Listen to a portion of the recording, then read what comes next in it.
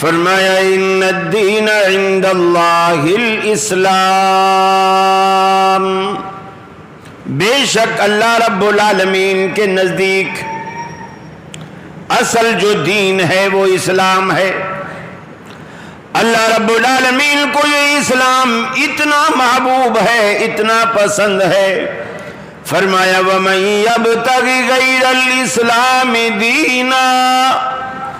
جو بھی اسلام کو چھوڑ کر کوئی نیا دین لائے گا، نئی راہ تلاش کرے گا، فَلَن يُقْبَلَ مِنْهُ، اللہ رب العالمین اسے ہرگز قبول نہیں کرے گا۔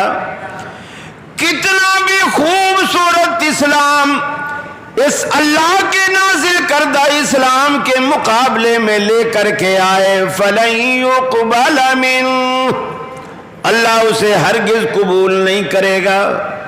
وَهُوَ فِي الْآخِرَةِ مِنَ الْخَاسِرِينَ، اور آخرت میں بھی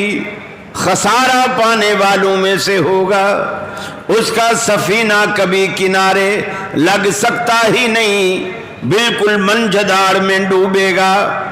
آخرت میں بھی دنیا میں بھی ذلیل و خوار ہوگا، اللہ اسے قبول نہیں کرتا۔